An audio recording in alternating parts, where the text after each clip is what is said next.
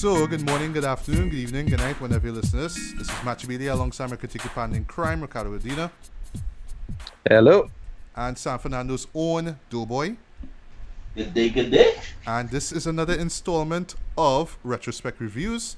In this case, we are celebrating, actually, at the time of this recording, the 20th anniversary of DMX, aka Darkman X, aka Earl Simmons' debut album, It's Dark and Hell is Hot.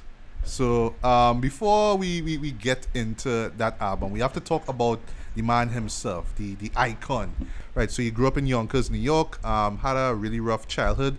His dad stepped out of the house when he was very young, and as a result, his mom was very abusive to him, and to the point that she just basically like put him into this group home afterwards. Well, this home for kids basically, right?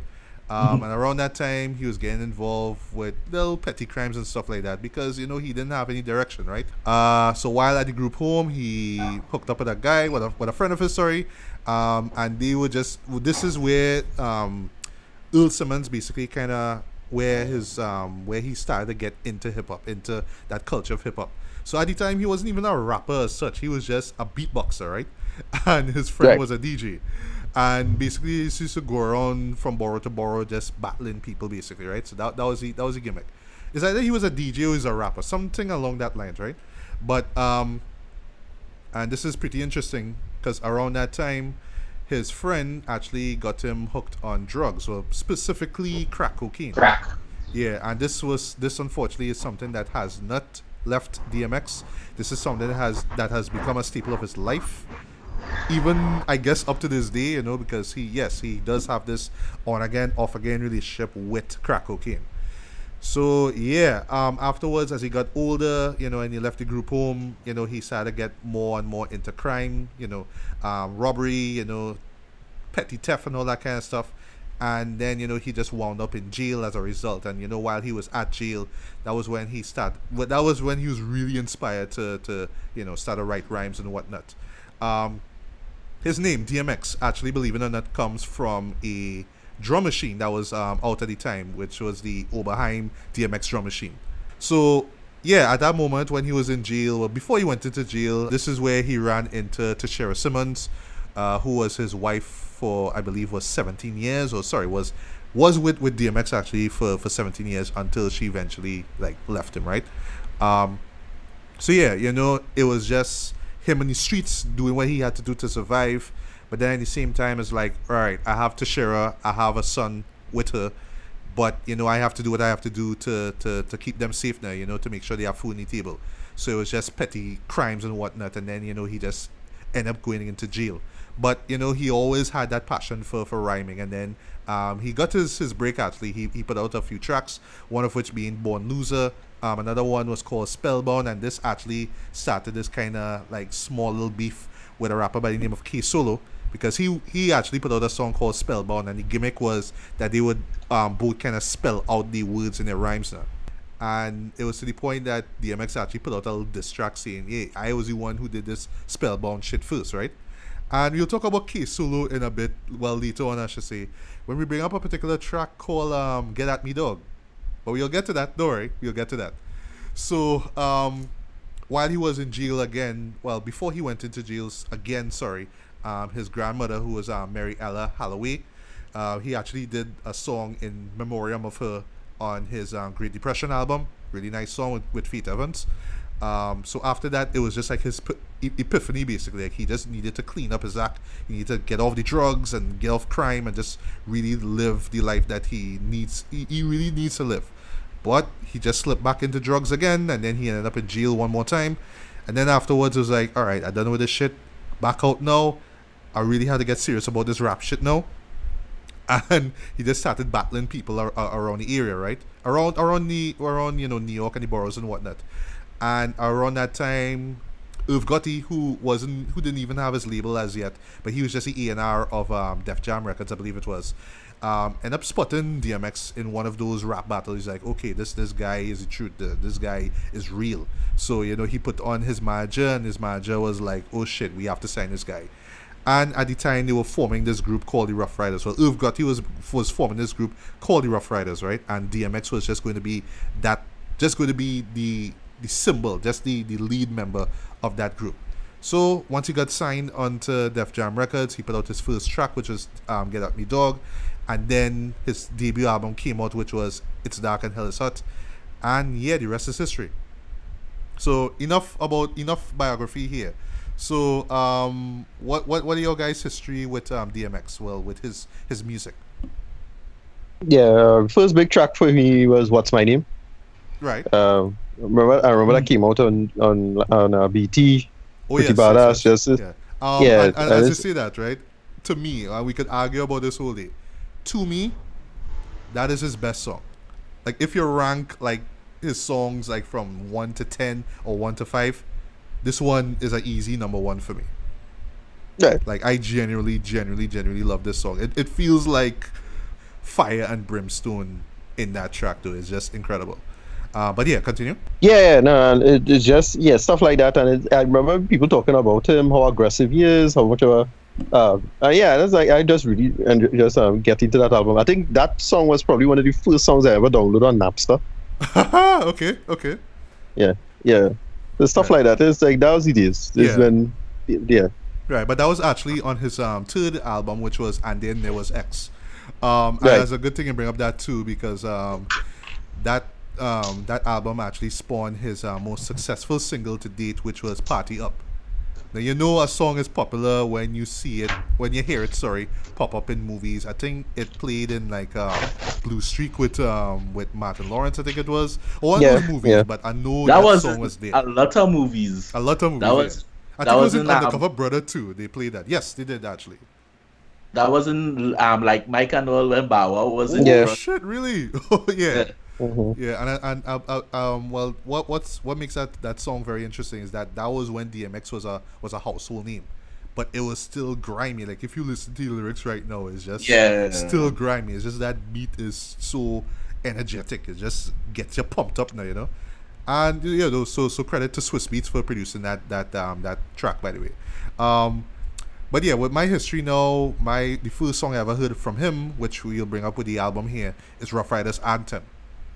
When that song came out, it was like, oh, okay, what is this? All right, this is something new because at the time, and this is the reason why that song was what it was. At the time, it was all about that jiggy era, that bling era. You know, it was all about that puffy look and all that kind of stuff. So as soon as Big died, it was all about the flashy clothes and rappers, you know, flying in jets and all that kind of stuff now. But you hardly heard any real raw rap music, and this is where DMX music just came in, and Rough Riders Anthem was like the perfect introduction to, you know, for many listeners to that griminess now, you know. What was I could say was severely lacking in rap music at the time. And then, you know, Flesh of My Flesh, Blood of My Blood came out afterwards, well actually on the same year. Some, you know, decent tracks came out as well. He also collaborated on tracks like, you know, 4321, which featured LL Cool J, one of the best diss songs ever. He was on Mace's song 24 Hours to Live. He was on Deluxe, Money, Power, Respect. You know, he just showed up on different tracks as well. But just to get back to and then there was X, right? So yeah, Party Up was big. What's My Name was big. But the song to me that I thought that I could say is like easily the biggest track out of that album was What These Bitches Want. Like I would never forget. I think it was, I don't know if it was summertime when that song came out, but I'll never forget that song was on heavy rotation. It was just that's right? with Cisco, right? Yeah. The shining moment, the moment that everybody remember is that second verse. Oh, when he was calling out all the girls. Yeah. You know, and we were just counting out names. I think it's like I could be wrong, but I think it's like 41 42. Names. It's 42, right? I know it's 42 names. So yeah, that song to me really stood out. I remember that song being on heavy rotation back in 2000. Well, I know the album came out in 99, but I believe the track itself came out in 2000. And yeah, like I read it right now on the wiki page, it did come out for summer. It was a summer bang in my opinion. Afterwards, I remember another favorite track of mine was Who We Be. That was where DMX started to get a little more political, and I just love the aggressive beat. And he did it. Catch yourself, right? That song that I mentioned that he did for his grandma. I forgot the name of it. It escapes me right now. I thought it was a really nice, sweet track. And there was another great song called We Right Here. I love the griminess of that beat. The chorus alone, that what? We right here. And just growling on that chorus. Anywhere. We right here. You know what I mean? Then he had songs like Where the Hood At, which was like, I don't know, like that was like some ghetto mosh pit music. And he would like real compliment that. It's like yo, you know, like real rowdiness now. The last good song I really heard from him was Get On The Floor. That was with him and Swiss Beats. Like I love the beat fit at all too. Yeah, like I love that. Afterwards, didn't really hear much from him, man. Didn't really hear much. Just hear a bunch of news reports about him. So this, to this day, it's like this Yuletide tradition. Like I have to listen to his rendition of Rudolph the Red-Nosed Reindeer. Like I don't know, that just brings a smile to my face, Chad, you know? Yeah. But other than that though, like at a point in time I was asking myself, we ever going to hear this man on wax again, boy? We ever gonna hear him? He ever gonna stop getting in and out of jail and probation, all that kind of stuff, and actually put out work? But I kind of just threw that out the window already. Is like I'll just see this right up. I honestly don't think we're gonna hear anything from him in a hurry. I would say that again, he has his demons. Yes. Yes. He has his demons. He had to fight his demons. But Swiss Beats wants to do another X album. All right. As I say, the whole thing is he had to kick that crack rock. Yeah. He had to, that is his biggest demon, and that way he had to fight and get over. And yeah, we'll get another X album. Right. Oh, another song that I forgot to mention too from Flesh of My Flesh, Blood of My Blood. Another one of my personal favorites actually is Slippin'. Oh, Lord. I'm slipping, falling, can't get up. Like, everybody's favorite DMX. Like that Anyhow. Like I don't know, like I know we jumping the gun because that album, well, the anniversary isn't until December, but what I love about that track in particular is how cold and like bleak it feels now. Like you swear you're hearing that this song and you're just hearing, that was the whole aura. That whole album was that kind of aura. Yeah, it's just moody way, but I love it. I love that song. And what I love about it too, and this is something that shows up on a lot of his albums, and why I really think DMX really stands out as a rapper is how introspective he can get. You know, he could always talk about how he's feeling, the stuff that he went through in his life, and admit that he went through crap, but you know, trying to do good. Any other stuff about DMX, like any like songs? Well, 98 will always be a good year for me. You had 2 albums to go. You had 2 albums from him. That like growing up, going from Standard 5 to Form 1, right, and hearing DMX, and then mostly, well, not everybody, but all the rap kids at that time, we were basically Trinidad Rough Riders. We cutting the hair low, big clothes. Dude, and that logo alone, that Rough Riders logo alone, playing the double R logo here. Anyway, so like that to me gonna be like good times, good you. Yeah. DMX was it was an interesting period for rap, grimy rap, because it wasn't gangster in the classical sense. It just felt more like insidious murder people rapping now. Yes. So the whole Rough Riders was a song like we just get all these niggas some cell block D. D block. Exactly. Because especially DMX and Jadakiss had these raspy voices. Yes. You know, Styles P, same thing. Styles P had this grimy ass voice. Like you hear them talk, it's like, God damn. Yeah. Like perfect. The perfect thing with all DMX. So matter of fact, all the Rough Riders album used to have a posse cut with all of them, and that used to be like the most violent lyrical annihilation of people. Like, get through. No matter who album it is, it had like all our Rough Riders just split it all episode come and just pooping on people. And like the best that it had only once they did it with one person that not in Rough Riders, and that was on Blackout on Flesh of My Flesh, Blood of My Blood with Jay-Z. Yes, he was on that album too. I forgot. He was on the Pussycat, and Jay-Z actually spit grimy as them dudes. So you always, to me, X will always be, even though I know he has demons and whatnot, his music will always be part of me growing up. Right. And listening to him trying to mimic his look and stuff in school. So can't say nothing bad. I just hope that how dude get back his shit in order. But couple more things before we actually get to the album itself. Forgot to mention also his appearances in movies. Exit Wounds for one thing, which I didn't really care for. That is the best movie I found. Oh really? Okay, well wait. I think that really the best movie that he acted in, like, because like he whooped Steven Seagal ass. Steven Seagal don't get licks from nobody. You know, the funny thing is, I always avoided that movie because of Steven Seagal himself. But you really but Belly. Yes, right. Belly. Yes, Belly. Yeah. He was in Belly. Forgot to mention that. He had a great song, Dogs for Life. I love that doom, that West Coast kind of pianos that they have there. But really, it was, what I was about to say was Romeo Must Die in 2000. Romeo Must Die, yeah. Remember? We don't even call it Romeo Must Die. We just call it DMX Must Die because he had a pigeon sweat. Yeah, boy. I remember that famous scene with guns don't kill people. People kill people.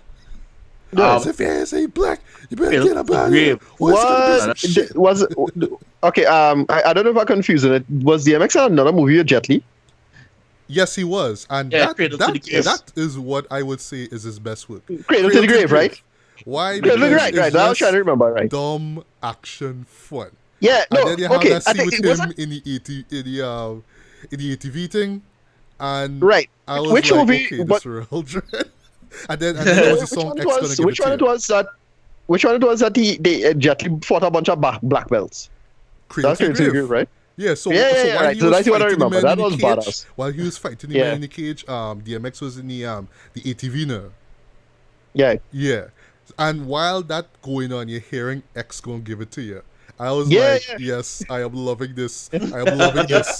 Yes, it is a dumb, cheesy action movie, but my God, I could just watch that. It's a guilty pleasure movie for me, Dread. And I don't know, Exit Wounds, like, I remember when it came out, and I was like, I just kind of tuned out a Steven Seagal, but then they had the song Ain't No Sunshine, which was like a real, like, a great sour song. It's a great song, but very downbeat now. I was like, all right, this and Steven Seagal and DMX in the same movie, not really clicking with me, so I was like, all right, forget that. But yeah, out of those four shows, I don't know, for me, Cradle to the Grave was the best. It had like the best acting in it, best performance by DMX. In my opinion, I wouldn't deny it that it is his best, but I just like to see DMX put the hands on Steven Seagal. So yeah. okay, yeah. Teach his own. And also with Romeo Must Die, just one other thing I wanted to mention too. We really got to see his friendship with the lead great Aaliyah. Yes, Aaliyah was the co-star in the film. I always find that they kind of forced this romance between her and Jet Li in the film. I mean, it looked kind of cute when you saw it for the first time, but when you watch it again, it's like, no, it kind of don't really work. But still, not organic enough. Yeah, it's not organic enough, and but it was really their relationship together, their friendship together, which I thought really stood out. They had a song together on that same on the movie as well. I forgot the name of it. I think it's Back in One Piece or something like that. Yeah, Back in One Piece is the name of the track. Yeah, which is a nice song, but I always remember like in the beginning where DMX is like, you know what a dog needs? A dog needs a bitch. he starts his song Right. off like that, an Arabic song like this. I was like, okay, all right, boss. That will be great. Okay, whatever. But it's when Aaliyah died in 2001. Yeah. I remember they had that video, "I Miss You," and the first person that you saw speaking was DMX. I thought it was like a really really nice moment there. Yeah. But anything else to really talk about with DMX? Can't really say. But yeah, this man. Oh, how can we forget? How can we forget that one infamous time when he came to Trinidad? How could we forget that? Yes, yes, yes. I remember wanting to go to that concert, but it's at a point in time I was like, how I get down there? I think I was Queens Park, Savannah, wherever it was. Didn't have any money, didn't have a crew to go with me, wherever it is. But I remember the aftermath of it all, which was in the news where it's like, oh, well, DMX performed at this concert and he cursed about a few minutes. I remember the I was I don't know how old I was when that was. I was like 14 at the time, 13 at the time. Right. That was 99, right? 99. Yeah, 99, yeah. Yeah, so yeah, that would have been like 14 at the time, man. I remember the real callous jokes people was making about dudes in GMX dudes in jail boasted that they had sex with DMX. That's a big joke, and it's terrible at the time. Yeah, but you're 14 years old, that's the funniest shit here. Yeah, I remember just making jokes like that at the time. So why I wanted to go, but again, I would have been like 12. So no. Yeah, that's 2 years. Let me into that DMX show. Yeah, there's no way I was getting into that. Because I remember it was a big deal for me because Ludacris came here some years later and I barely made it. In terms of the age, like it just my birthday just passed Right. to get through. So stuff like that. Yeah. But when you think about it, right, just looking back, right, you're always surprised by what happened. It's like, of course, the man going to get in the zone, Dread. And that was always was something about his performances. He would always get into this emotional mode, Dread. If he had a cuss, he would cuss. He even had a famous performance that he did where at the very end he was doing a prayer and he was crying, like legit crying. And it depends on the track you get. Yeah, the get really into it. Yeah. Just starts zagging and he end up cursing on stage and yes, like it's his, like, the stage, or at least music to him is just like the only outlet he has now. You know what I mean? So yeah, like I don't know. You could go into an argument about how like Trinidad is just like used to bring down these artists, but like they wouldn't think to themselves, what if he says something bad or out of context? What if he continues doing this? What do we do? It's how we had a draw. Say that how it have certain people that we expect. You're watching them long enough, you know. Okay, this dude does this, so right. I will not have him in an open space where the police will apprehend him. Yeah. So that I would say that was on the promoter. The promoter supposed to know how X is. Of course, like it's almost like they just never listen to his music before. They just watch a music video and say, oh yeah. He will censor himself out. Right. But the thing is, like, they don't know. Oh well, actually, it's the editor that did it. It's not him. I say I always had an issue with that with live performances in this country and cursing. I find the cursing public thing is stupid and largely hypocritical anyway. And to me, if anything, just have something like akin to syntax now. Say, okay, you curse or you're expecting cursing, you just put on a 15% to the government or whatever it is. Like, it's just something that you had like a fine. Right. Not fine, but like a permit. And it's cost something now. Like a sweater. yeah. That's Exactly. what it is. And but you have it be like a flat rate of whatever, a flat percentage of whatever it is you expect. The profits or whatever it is, you have an expectation. So the government will say, okay, this is what your thing costs. And the bigger the star, the more money. That's the logic. So, whoever Rachel Price or whoever it is, and if a big time star come down, then you make that money. And that's like an easy little bureaucratic way to make some cash. Yeah. And I always hated you shut down the whole show, because of, a guy cuss once maybe. And it's dumb. It always was dumb to me. Whatever. Totally agree. But it was a big promoting thing for DMX as well. It's like, oh, look, he get arrested in a foreign country. And that's a big deal for both sides. I suspect that might have made more money in the grand scheme when it comes to selling papers or whatever it is. So, But they had a law.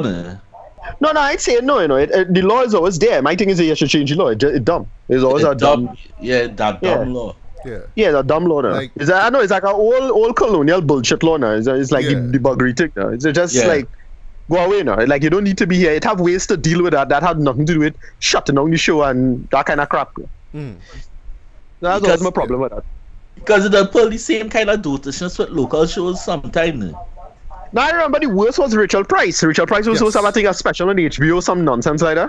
And the show got shut down halfway, and they couldn't put up. And I was like, that like a serious blow to her career, though. Yeah, of course. Yeah, that is. Have you seen HBO stand-up comedy shows?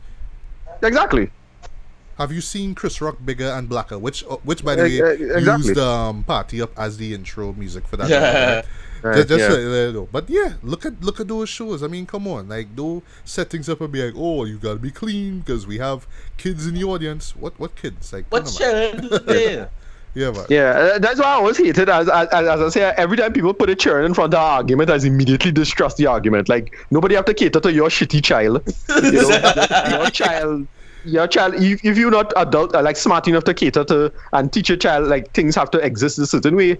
But whatever, we live in the past, right? Everybody still think it's the 18th century, so whatever. You know, we had a carry your children out to the theater. Yes. Yeah. Come, kids. Let's watch some of this DMX. Sing some really nice rap music. Anyway, so now we get to the album itself, right? It's Dark and Hell is Hot. Track number 1 is the intro, because yes, with all rap albums in the 90s, you need an intro, right? But what I like here is that this is not no skit really, it's just X really showing off his skills now. Like the real introduction to who he is, who Rough Riders is, and you know what they stand for, what they represent. I love the beat here. I love how grimy DMX gets into it. And you know, it's just what it is. You know, it's just really the listener being introduced to DMX. So, you know, it's serviceable like that, right? After that, we have Rough Riders Anthem, National Anthem of 1998. You hear that song, you rise, you stand at attention, you put your hand on your heart until the hook comes in. When you hear stop, drop, shut him down, open up shop, you just start singing that. Because that hook still holds up. That is crazy. And I love the style of how he raps here. That niggas wanna try, niggas wanna rap. And you hear the gang vocal in the back. That what? You know, it's just. But what? Like, thinking about it now, what I like about it, it has like this military kind of cadence. It's like, imagine you in the army and you just march into this song and you just wilding out. It's like what? Do what? You know what I mean? And X just goes in. You see what he had to say. And what I like too about this track is how ridiculously grimy it is and still feels. Right? It still is. Like in the last verse, I have a line, you know the part where he says, "What was that look for when I walked in the door? Oh, you thought you was raw? Boom, not anymore. Because now you're on the floor, wishing you never saw me walk through that door with that 4-4." Like, who says that? And he just keeps going with it too. Eh? So yeah, Rough Riders Anthem is just basically X saying, yo, when I come in with this street shit, Jed, I'm not fabricating nothing. I am being real here. This is honest to life stuff, Jed. I went through this before. I did some of this already, Jed. So don't fuck with me, please. That's really what it is. Well, by the way, that track especially is like X coming out and saying, well, there's not no shiny suit music. Yeah, that's not what I given you here, Josh. They say, ain't you think I'm sexy? Nothing like that. They just straight grind. Yeah, straight grind. Even the video fit is grimy, Dread. Men have pit bulls outside, men slap boxing, a bunch of shootless men, bunch of men riding in bikes and all that kind of stuff, and it's just rowdiness. Men want to jail exercise and thing. Yeah, and let me before we forget, let me just talk about the badass intro at the very end. Talk is shit, motherfucker. Like, I just love that. I love that end in there. So for me, yeah, easily one of the best DMX songs ever. Top 5 for me, easy. So, Ricardo, what were your thoughts on Rough Riders Anthem? What more can you say about Rough Riders Anthem? Yeah, I don't have much to add, but yeah, I remember that truly a classic in a sense. Not my favorite DMX track ever, but it's a classic. I can't knock it. It was played everywhere. Everybody loved it. Yeah. One thing I was saying about it is the first time you get the first time of the pretty much since those guys at NWA, you really get the sense of the gang sense. Yes. The griminess of the gang. You're right. It's like, oh shit, all of them coming for you. All of them. So yeah, I love all of that. Couple of things before I forget. There was also a remix for this, right? I always remember this. So there was a remix, same beat and everything. I remember like Drag On, who was one of the members of Rough Riders. He started off the song, and a couple other people were there. But I remember the chorus was "My dog's gonna stop, your dog's gonna drop, and then we're gonna shut now, open up shut, cause we gotta like now like he flipped the chorus a bit. Yeah. But what has still amazed me to this day about that song is that it played on radio. It was on heavy rotation, Dread. Like when you listen to the lyrics, even though it's like censored, it's still like they actually let this play on radio, Dread.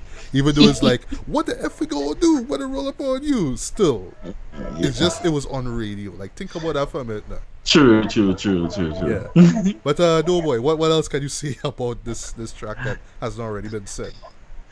Again, not really. It just, that was everybody intro to X at that time, and it was just street grime. Yeah. street grime. Everybody like Onyx. Yes. Loud like Onyx, and grimy like more grimier than Onyx. It was like loud like Onyx, grimy like MOP. Mm-hmm. So you get that fusion, and it was just nasty. Yeah, it was. Alright, so next track we have is called Fucking With D. Well, like with this track here in particular, it has this kind of like 70s soul kind of vibe to the beat, that doom, that kind of thing there. It's produced by P Killer Tracks and Dame Grease. He shows up a lot on this album production wise, right? And Dame Grease. Yeah, Dame Grease, right. And I like how, once again, DMX is aggressive. And one thing I really like about DMX is that he would pick these aggressive like beats, and he would just match those beats perfectly. So here he does that. I didn't really quite feel the hook though. That I don't give a fuck about your I was like, I used to say that every day. Yeah. But overall, I mean, it's a decent track, right? It's not one of my favorites. Right. But one thing though, one gripe is that the track just ends too abruptly. Like it just kind of stops where he says, so if you want to save the peace, tame the beast. It just stops. But what I didn't like though is that you'd figure if the song gonna stop at that one line, you just cut the beat now. So when he says the last verse is silence, so we know the track is done. Though the beat just plays until the track ends. And I'm like, wow, y'all just ended the track like that? Okay, alright. Yeah. But yeah, not one of my favorites, but it's decent. But apparently you really love that song, Doe Boi. Yes, I does. Okay. Don't blame you. Next track we have is The Storm, which is a skit. Painfully unnecessary skit. It's just two guys talking about if DMX is really from the streets, if he's, his credibility basically. It's just like, okay, come on, move on. And then we get to the next track, which is Look Through My Eyes. Personally, I would take out the dog whimper. It has a little dog sound effect at the beginning and the end. I would take that out.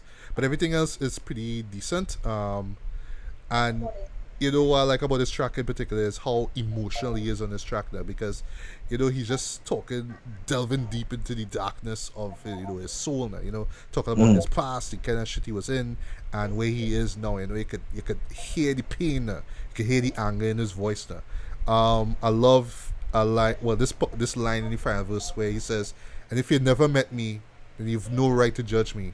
I've got a good heart, but this heart can get ugly."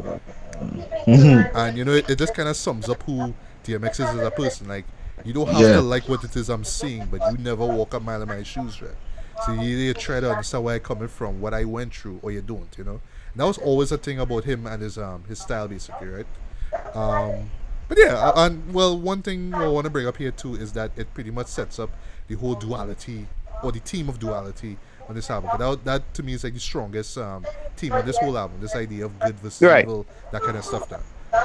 Any thoughts on "Look Through My Eyes"? Yeah, is it good for you, or is it a skippable track for you, Doe Boi? And again, I really don't skip much tracks on this album. This track to me is like real hitting because, as I say, he went deep and he talking about stuff, and he basically talking about a lot of people that he meet throughout his life that he deal with backstabbing and whatnot. That why it's a line like, how am I supposed to forgive the same ones that cursed me, the same ones that wouldn't give me water when I was thirsty. Yeah, I love that line, by the way. Yeah. It like, you actually see, as you say, he bringing out that dark side of him, and it works. And again, it will touch people in different ways. So yeah. Okay, so next track we have is the first single of the album, the first time the world ever heard DMX, "Get At Me Dog," featuring Chic Luke, which I call the anti-Puffy song, because this is so against what Puffy and them was doing back in the days. They basically took EPMD's "Get the Bozak," that doo-doo, doo-doo, and just make it into this grimy ass song. Like, my God.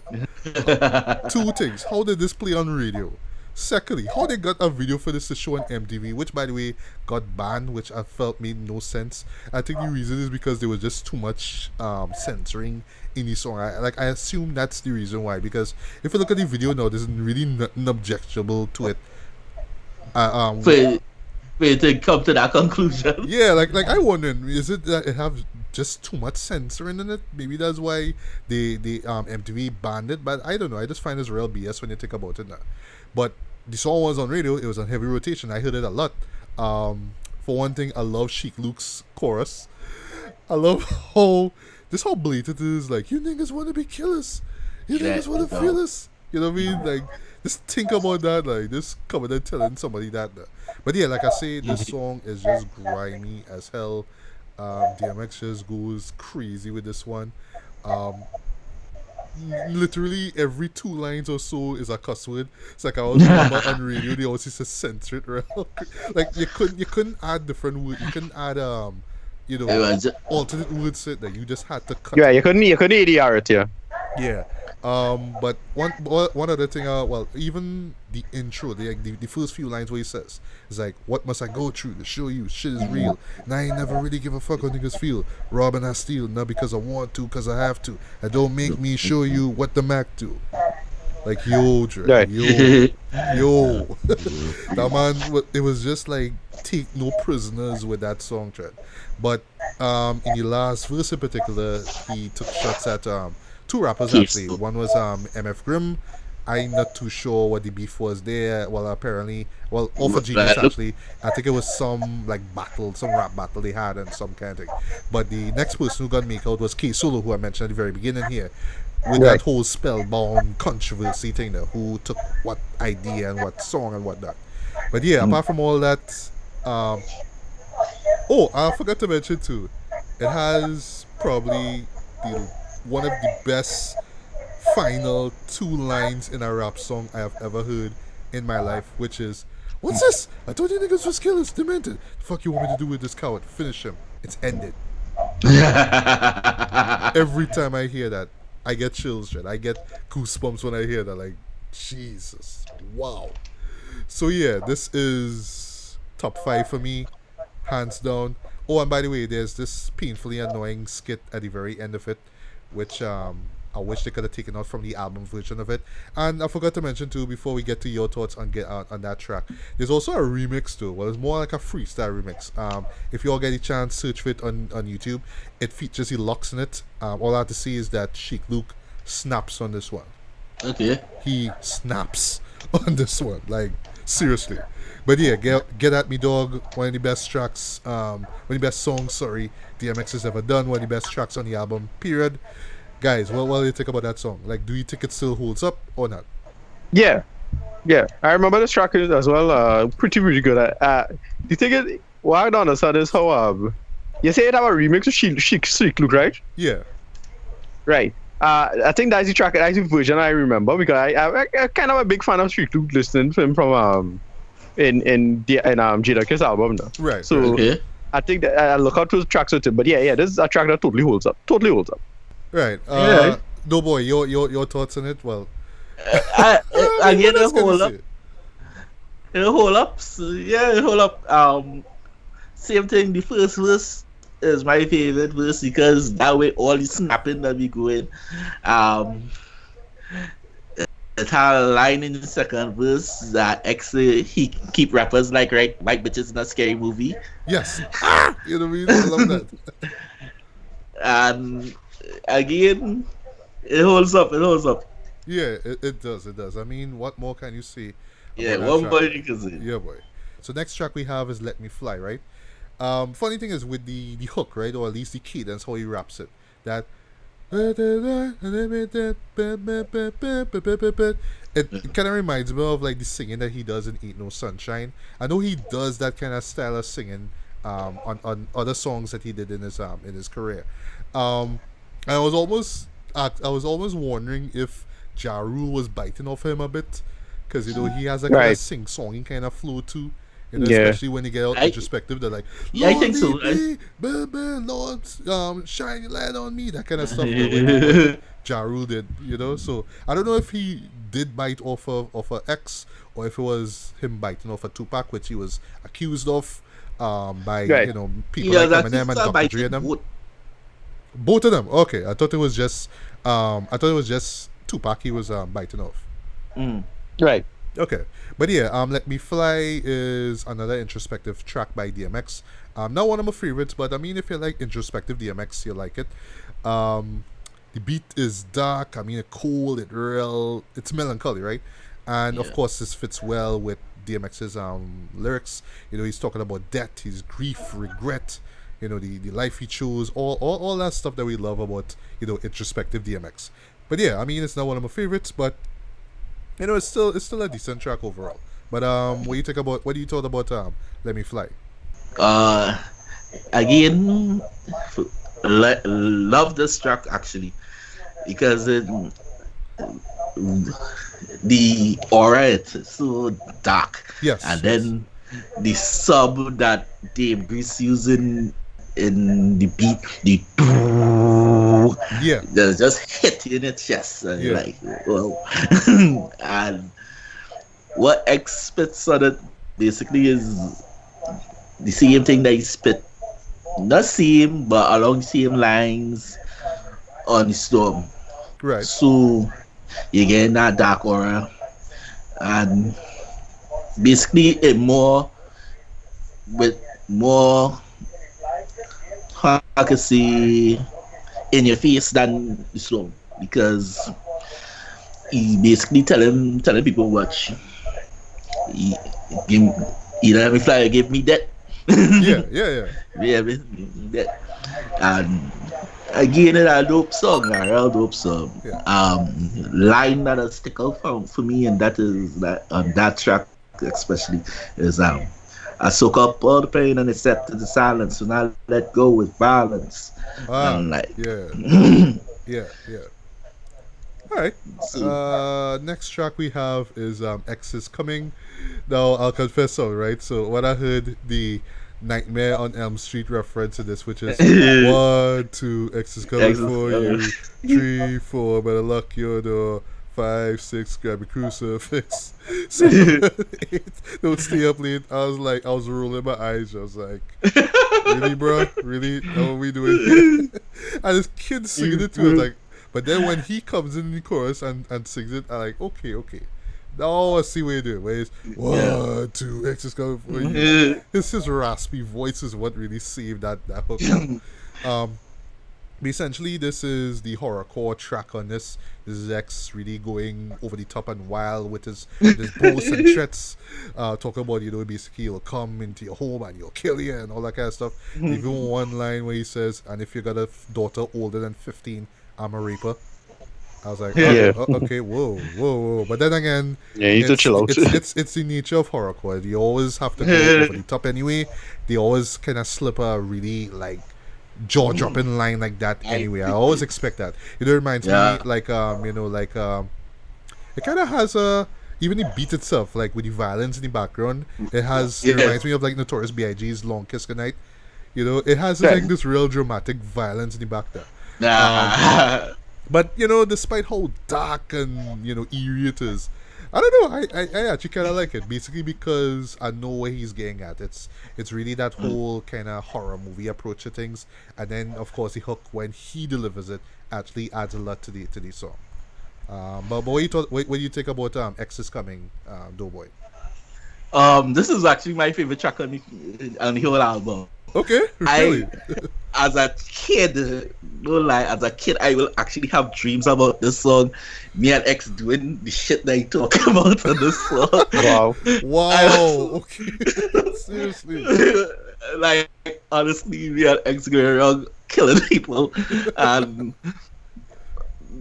that's probably not a good dream. No, it's not, but it's kind of funny when you think about it. To have, but that's how much I like this song. Again, the dark strings, the dumb, the bass violins, everything just making it sound like, yo, this is not nice music. No, it's not. This is not nice music, and again, every line in that song is a quote for me, but like my favorite lines out of this whole track is stretch you out like a limousine, where I catch you, that what killer means. Fuck whoever around when you get what you got coming, cause when I hit you in your head, to start running. yeah. I remember that. X, as I say, I used to be dreaming about this song so much as a teen. Favorite song of the album. No, nothing could say bad about this shit. All right. Teach his own, no problem. Now, speaking of favorite tracks on the album, now we get to one of my personal favorite tracks on the album. One of my personal favorite DMX songs ever, Damien. Yes. And yes, it does reference the classic 1976 horror film The Omen, of course, Damien Torn being the Antichrist and all that kind of stuff, right? And funny thing about this song here is like The Omen, there's a trilogy for this. So with these two subsequent albums, the Damien story continues, right? The second one in particular has Marilyn Manson in it. I remember him doing the hook on this, which is the same hook from Damien, and it's him doing that kind of, how he sings now. So the snake, the rat, the cat, the dog, that kind of thing now. But it kind of fit the vibe of of the track of that particular track. But anyway, with Damien here, why I really like this.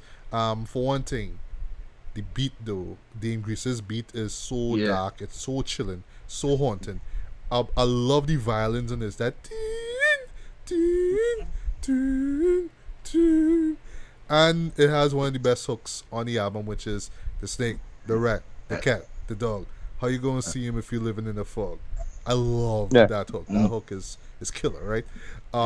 So yes, basically Damien is about DMX meeting this guy named Damien, and similar to like what Biggie did on Gimme the Loot, is like this high pitched version of him. Like they pitch shift his voice now, so like real high pitched DMX is like, yo Wayne, what's up man? I thought you was my buddy man. Yo Wayne, like that. That's how he sounded. And basically Damien wants to be DMX's best friend. It's like, yeah, man, I'll give you what you want, man. You want to be a rapper, you want riches, you want money, yeah, I'll give you that, Jed. But here, what you gotta do for my Jed? There's some men that are ready to go and kill him now. Wait, you don't want to do it? I thought we was buddies. I thought we was friends. What's up? You know what I mean? it's kind of funny that at the very end it has a "to be continued," motherfuckers. that moment is how we crack it up though. But I love the vibe of this song. It has that same duality aspect to it, which is good versus evil once again. I really love that about the track. And yeah, not more I could say about Damien. I really really love this song. Sorry. And one last thing, like the Omen trilogy itself, first one is the best. Sorry, first Damien is the best. So what are your thoughts on Damien, Doe Boi? Love it because it actually gave you the reason between a dude and the storytelling, and it's so good. Yes. It could be like you could go through your own situation in life and see your own Damien. Yeah. It also reminds me of two Eminem and Dr. Dre's Guilty Conscience. It has that kind of vibe to it now. Yeah. Right. So how experiment, I mean, like, yo, Damien, like, yeah, I seen you. You was smooth, nigga. yeah. Like, yeah, you do whatever. I ain't snitching. Yeah, he said that. I ain't snitching. Don't worry. Yeah, everything he do, anything you do, and he done with it. But then when it come time for you to pay the piper, and you like, yo, I good with this dude. I gotta kill this dude. You like, yo, what about all the shit that I was doing for you all the time? Yeah. I to pay back the favor. No be. So like, storytelling on this one, A class. Yeah, definitely. Now we get to the next next single of the album. Ricardo, I think you're probably familiar with this song. How's it going down? This is the R&B cut on the album. Unfortunately, I wish that Faith Evans, who was on the radio edit / TV version of this, was there, but unfortunately she's not on this album version, which I felt was I felt that she could have been there because I felt that she added so much to, well, maybe not so much, but just her vocals was just enough to really give it a more, just to add to the feel of the song. That extra. Yeah, there's an extra, right? But basically, this is the song for the ladies. Basically, although when you really think about what the song is about, it's kind of weird that it's tailor made for the ladies. So basically, it starts off with this conversation, right? So this guy calling his girl is like, he's like, "Whose dick you sucking?" It's like, "What are you talking about?" Right? And then the song starts off. So essentially, X meets this girl, this friend of his from way back when, and she has she's married and she has she have a man and she have 2 kids, right? So the man is the guy who was calling the girl at the very beginning. He's like, all right, I know that, but I still want to smash her. So yeah, they have an affair behind the guy back and whatnot, and it's even to the point where X actually to do little petty crime stuff for she, like, deliver, like, drop off some dope and just a little thing, just to show how much you really love, man. But then in the last verse, I like where it's like, well, you know what, I really don't want to mash up your family, so here's what, I gotta leave and we could be the best of friends. I like at the very end where it's like, yeah, we gonna always be the best of friends, haha. You know what I mean? So moral stepped in now. So I don't know. It's the story, like, when you think about it, like, real sketchy.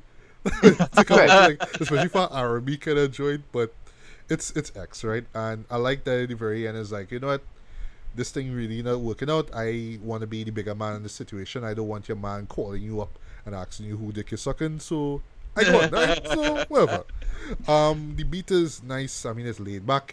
You can vibe to it, but it's not a song that I would go back to repeatedly. But I would always remember when it was on radio. I was like, oh well, DMX doing a song for the ladies. That's nice. That's interesting, And yeah, not much more I could say about How's It Going Down. Ricardo, do you remember the song or the video for this? Really, but I try to remember it's something familiar, I barely remember. And the hook, I think used to go, well, maybe you could help me out, Doe Boi. It's like, type of games that being played, how's it going down? Don't is going down, got to know now. Is you with me your word? Right. And I remember the radio used to censor that part, yeah. Yeah, they used to censor that part on radio there. It used to sound real ridiculous. Yeah, but Doe Boi, is this a song that you would bump or you skip it? I bump it. I bump it. But like, shocking thing is, I went out with it and they actually played this. You serious? This was like bride and groom song. What? And, like clearly they did not listen to the lyrics of this song. Yeah. So I didn't know how them animators be with the white eye and question mark over the head. I like that. And he's like, what? This is what I choose? You know? But in a good song, X in that time you needed something groovy because they say, well, yeah, niggas don't buy albums like bitches. So yeah, I had to put a song for girls on it. X had that track. The track was smooth if girls didn't like it. You know? Right. Yeah. With some units. Yeah. So next track we have is probably the most painfully unnecessary skit on the entire album called Mickey. I still to this day don't know who Mickey is or why he got shot. Matter of fact, I really don't care. I like Mickey. It's Mickey. Who the fuck's Mickey? It's Mickey. The man does get shot at. Like, why? Who is Mickey? I don't know. Anyway, nobody here know who's Mickey. Anyway, that track kind of sucks, right? But it's a skit, whatever. Next track we have is Crime Story. So right. Lil Rob and Irv Gotti, they produce this beat. I love the 70s vibe to it. It has this kind of actually a sample that's what Isaac Hayes sample that it look. Oh, okay. Is it the drums or is the beat itself? The the bongo drums, or whatever it is. Yeah. The bass line. The bass line. Okay, right. That well, every time the bongo drums them come in the loop itself, but what they do over is like the kicks the snare. Yeah. They leave for that. Right. Okay. But one thing about the beat itself, it has this kind of spoken word, kind of poetry kind of vibe. You know, it's like you snap your fingers, like doom, doom, doom, doom, kind of vibe now, you know what I mean? But it's like X just talking this grimy shit again, and this time it is a story. So essentially, it's like he was trying to rob this guy, and then in the process, he kills 2 cops, and then he's on the low, and the cops hunting him down, and the cops knocking his door. He's like, I don't know nothing, and at the very end, well, in the last phase, he's like, you know what, I fed up dread. I don't want these police chasing me for the rest of life. So what I gonna do? Strap myself with some C4, go down to the precinct. It's like, hey, are they looking for me? Boom. And that's the story right here. And I'm like, okay. The beat. This is the one rare time where the beat doesn't really quite match what he's saying. Cause like X is still being grimy. Right? Let me get out of the way. Yeah. But the beat is just so smooth and jazzy. It's like, all right, I could just kind of relax and, you know, snap my fingers and hear X talk about hiding from the cops. Okay, all right. But I mean, as far as storytelling go, it's pretty good. But it's kind of forgettable for me personally. Like, not one of my favorite tracks on the album. But I see what he was trying to do on that track. Any thoughts, Doe Boi? As you see, in not standout song, but the storytelling on it dope. Yeah. He paint a picture with that. Yes. Down to when the man when he run into the man house and the dude was arguing with him. Yeah. Well, it actually one out of basically 3 good stories X told on this album. Yeah. So, you know, so far 3 for 3. Well, 3 for 3 kind of, yeah, that's far. Next track we have, and I've seen this right off the bat, this is one of the best songs on the album, period. I don't care what anybody says. Stop being greedy. I love the beat on this. I love how intense it is. That dun dun dun dun, and then when them church organs come in, it just makes things even more intense. So dark, right? It is sound like to me. This is like the soundtrack to some kind of high speed car chase. Like X on the wheel is driving from the cops, and this is like the song playing in his head when he's driving. What I love about this track in particular is the duality in his, not just in the song itself, but the vocal delivery. So like the first 4 lines, X would sound kind of Calm. normal pitch, and then afterwards he would just get grind. He would just get more aggressive. So it's like less aggressive. He more like thinking about, all right, I'm not sure if this thing gonna work out, but it's more like I have to do this for survival purposes. But the next side is just like, I don't really care anymore. I doing this is all or nothing, right? And even right down to the chorus, which is, y'all be eating long enough. Now stop being greedy. Just keep it real, partner. Give to the needy. Rips is touching, so don't make me wait. Fuck around and I'm gonna bite you and snatch your plate.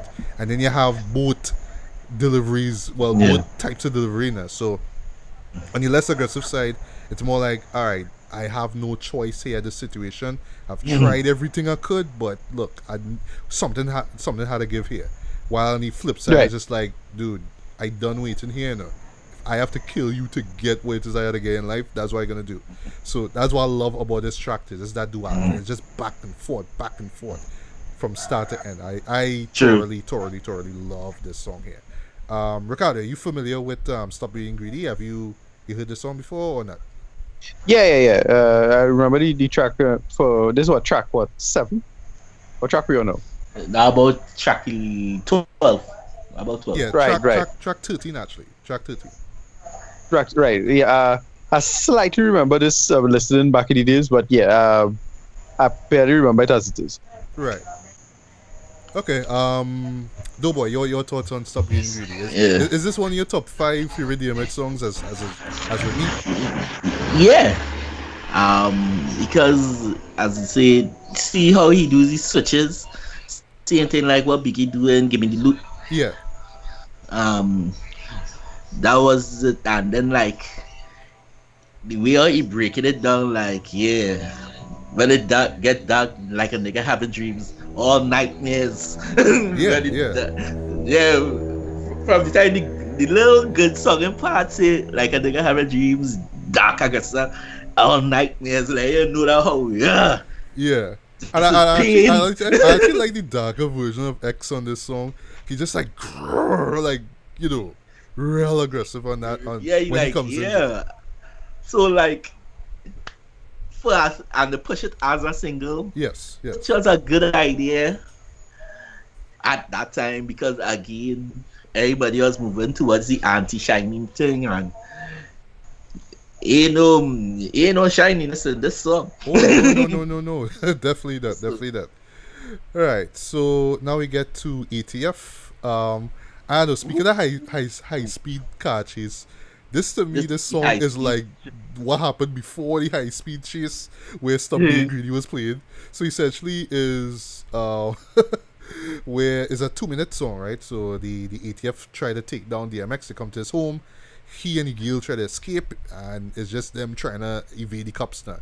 And you just hearing in detail what happened there. So you're hearing the desperation in his voice. You're hearing it's like, I don't really know what's going on here. I just trying to keep myself together, but it's just chaos and insanity and a shootout and just madness going on in 2 minutes. It's short and sweet, quote unquote, by DMX standards. But yeah, I really like this track here. What about you, Doe Boi? Best story on the album. Best story because from the time you hear the dun dun dun and the bells chiming, and DMX like got me on the run. Yes, expecting like when the beat jumping, he balling to the top of the lungs, boom boom boom. Yeah, boom boom boom. And it's crazy. Story start from there, and he like going through the whole thing with ATF at the door. He climbed down the fire escape. Some dude he meet on the road, he tell him to call Carlos. The man must be like, hey, who the hell is Carlos be? DMX just goes crazy on this one, but you know how Sunday is. He just going and the story just building up, and then like it end with a shootout with he and the police. Yeah, and then you hear that boom boom boom. Yeah. Alright, so good track. Yeah. So next track we have is For My Dog, right? This is the first posse cut on the album. We have Dragon. Heaven knows whatever happened to that guy. I don't know. Big Stan, Loose, and Casino. That's Casino with a K, by the way. Yeah. The beat is moody as hell, but for some reason, I don't know, it's something about them church bells just remind me of Tupac's Hail Mary. You know how those church bells sound and that? Yeah. But honestly, Dread, the only memorable performance on that track is DMX. Not because he's the only performer that everybody knows, but it's just that he delivered the best verse, right? I would say as far as skippable tracks go, this is one of the skippable ones. But I just like how it segues from ATF, so you had to kind of listen to it after ATF ends. So yeah, your thoughts on For My Dog? Me, this is what again one of my favorite X all time. One of my favorite X because like the chorus might be a little repetitive. This is for my dog. This is for my dog. But when you started breaking down and them listening and they talking about how they treat the homies, like I think Big Stan was the first person, like so I try to remember the first exactly what he said. But be the one behind just to get you on your feet. Like you have homies like that you know, like yeah, I'll do anything to get you back if you don't. Right. I will put our money up if you be like Dragon and all, like you're my dog, nigga. I die for, bust a fire for, even lie to the judge for. Yeah. You have homies like that, so that's why I like. If I listen to the track, like those dogs, them that I have, like that is who can run through my mind. Like, right. Yeah. Right. So it like it could pull for me. It pulling on sentimental strings because you know you have homies like that that you're willing to go out your way for. So favorite extract. Okay, cool. One of my favorite extract. All right, next track we have is I Can Feel It. This is where things get kind of weird because Ricardo, this man sampled Phil Collins, right? Right, yeah. I can feel it in the air today. However that chorus goes, I can't remember the I can feel it coming in the air tonight. And I was like, okay, yes, the original song makes for some nice riding music, especially some nocturnal riding music. You know, you're just driving, you're just thinking about life, and I could feel it in the air and all that kind of stuff. But the original does just make me think about Mike Tyson coughing down that dude that movie. What was it by oh gosh, I think I know what you're talking about, but I can't remember the name of the show. Yeah, I can't remember the name of it right now. Yeah, but Phil Collins though, I mean, I don't know. It's just something about it. Like okay, maybe they could have done some more with it, I should say. Especially when Nardo, who does the hook, pretty much kind of interpolates the original chorus from Phil Collins' track.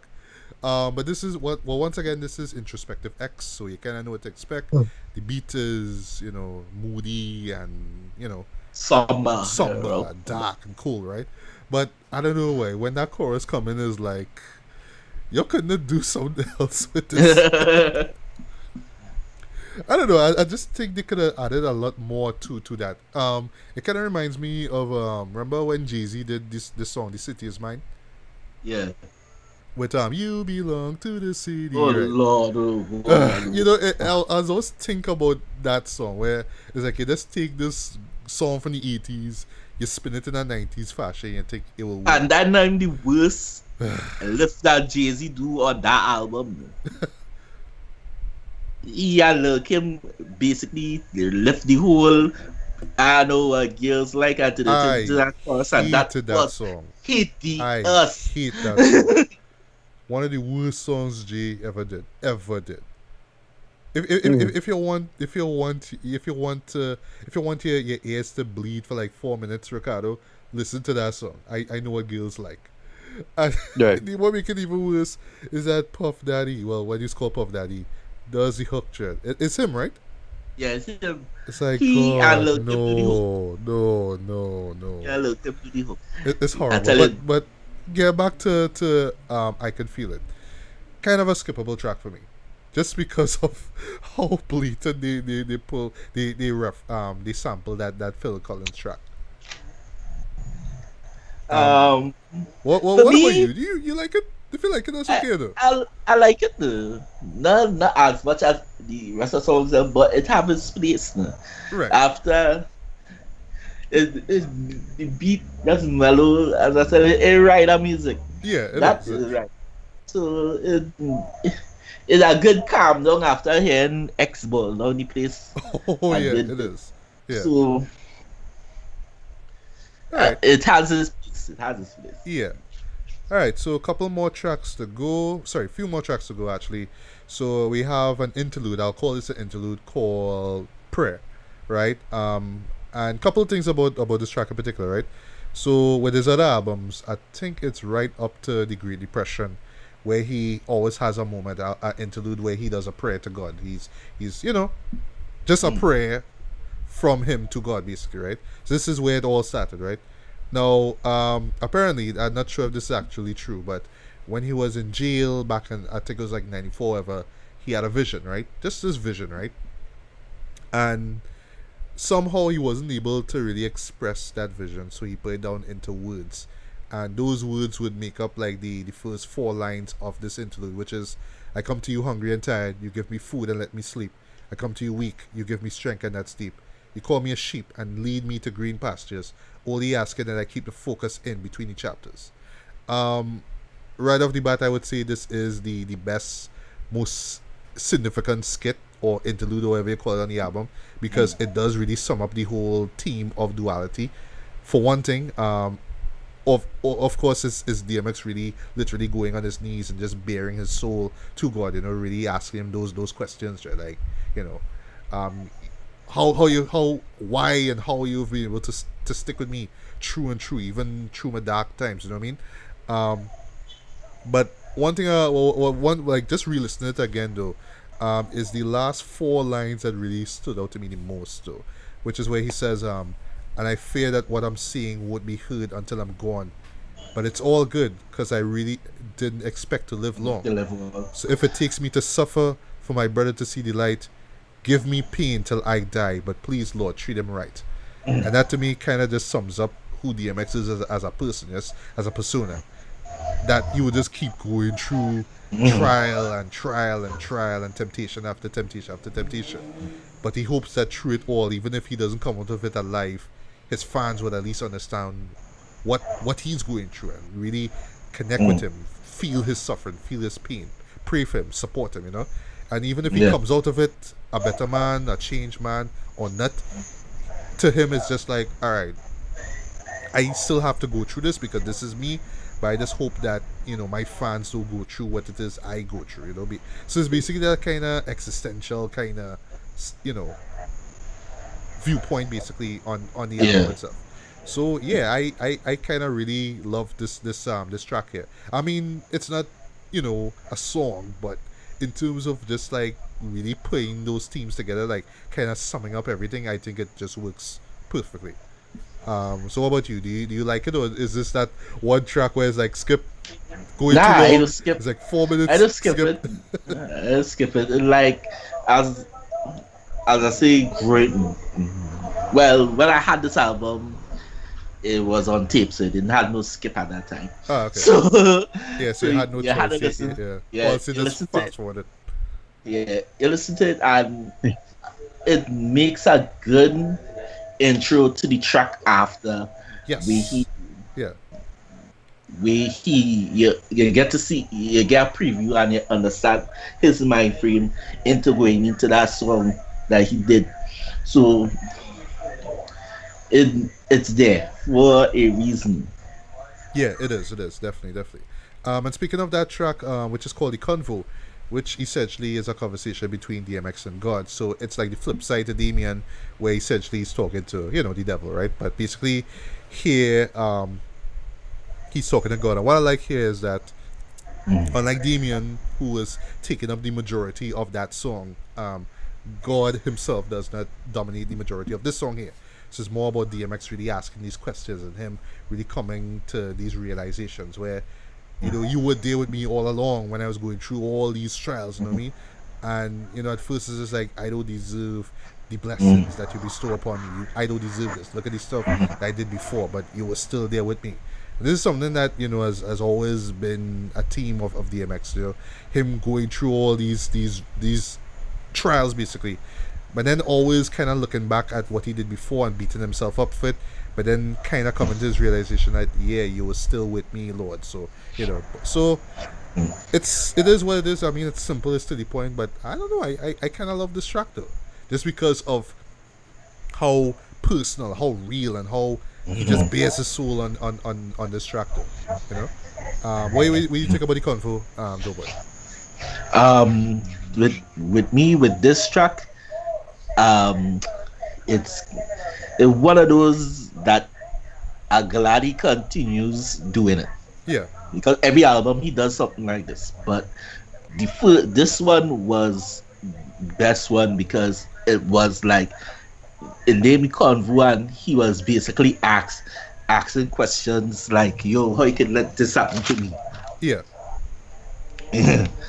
You supposed to be out here for me. Why you letting this happen? Why you letting that happen? And basically, it come like you turn your back on me, and then like he go and say like, at those times when he was going through that, I had to carry you because you wouldn't have make it through if I didn't carry you through and show you that how well you're stronger than that. Yeah. That was just a hurdle for you to jump at that time. Exactly, So as I say, it like X on this track, X really just focused on like, it was like he sit down in the studio and ask stuff like, really, what questions would I ask God? Yeah. And it was really that personal on this track, and it was that personal. So Ricardo, we'll bring you in now. See what you left out, right?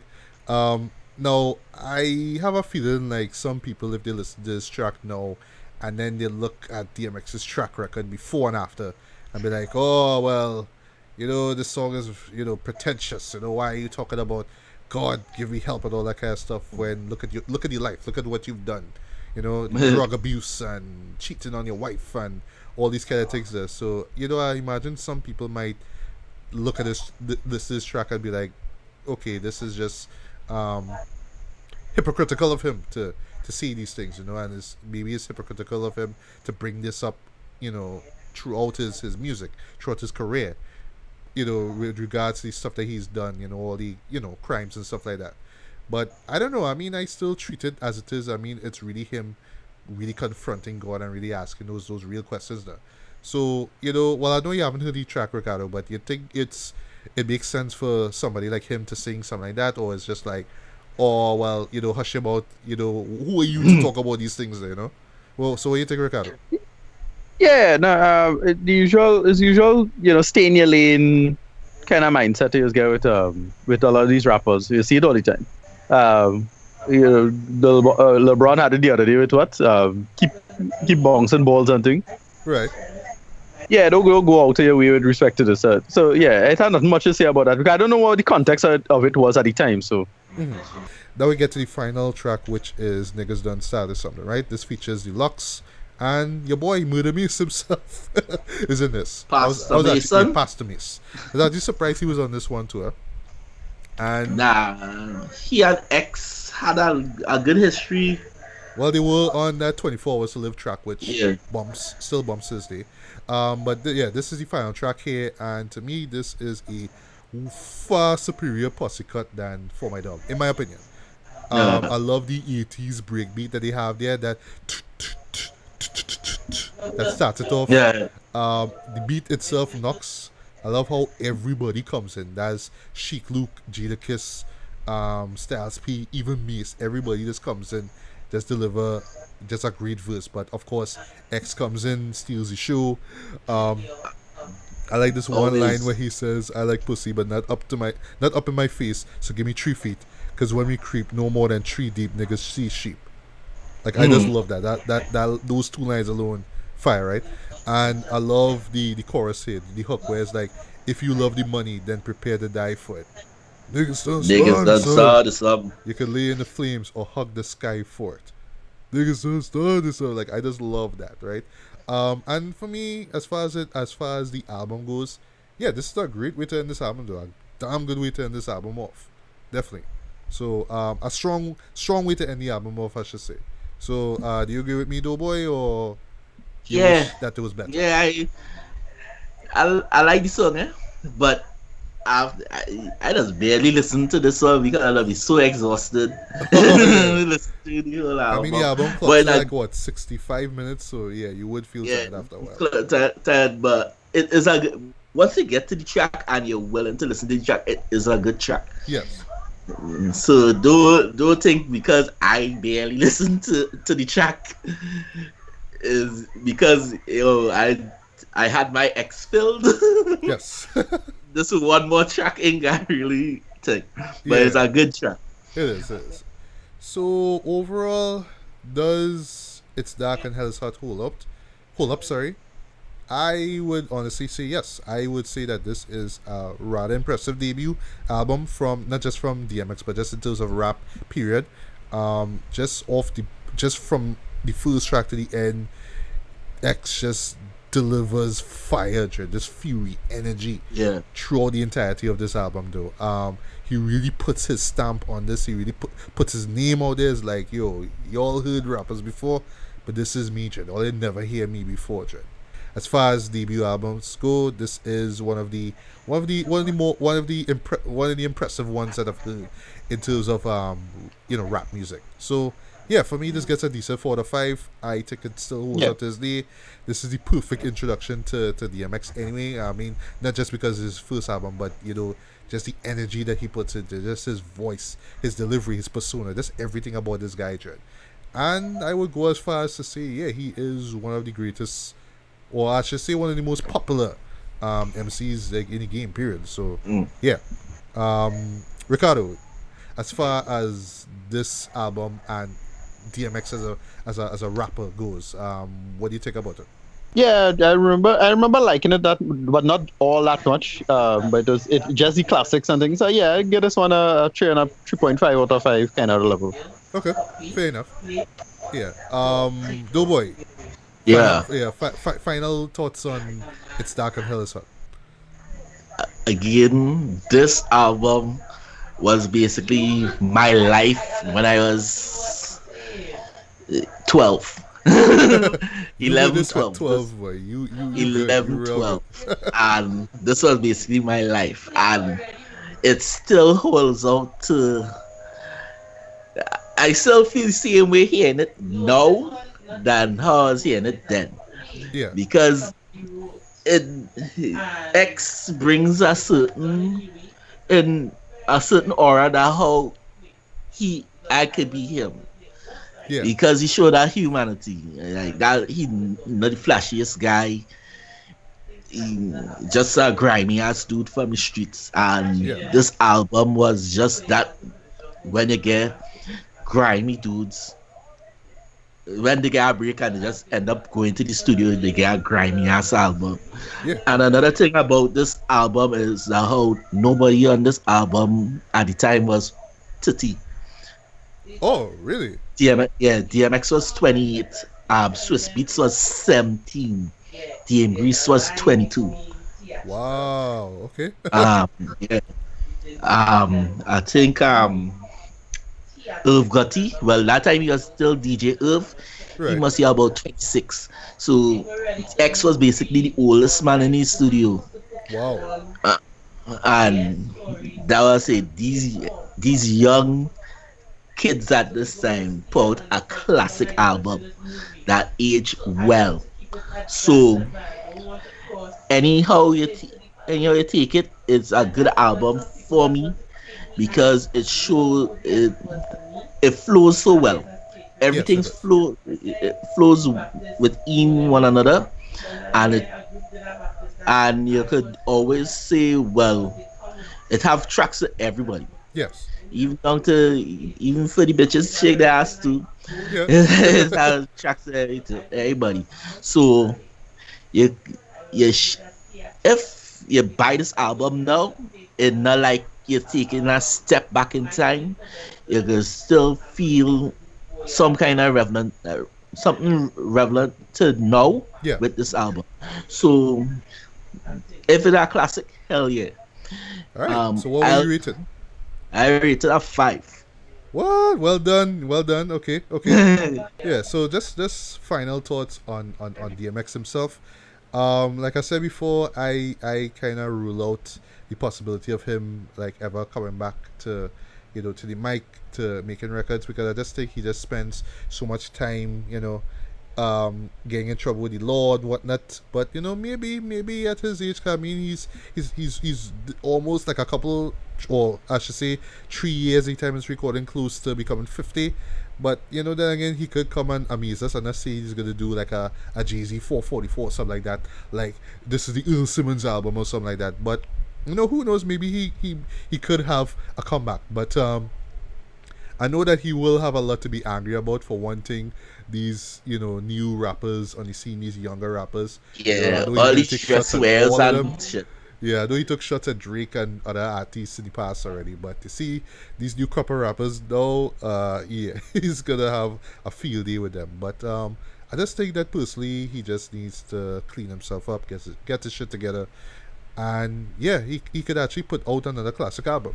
It's possible, but for now, he just needs to kind of sort himself out, and well, I just hope that he doesn't, God forbid, lose his life in the process. Any last words on DMX, Ricardo?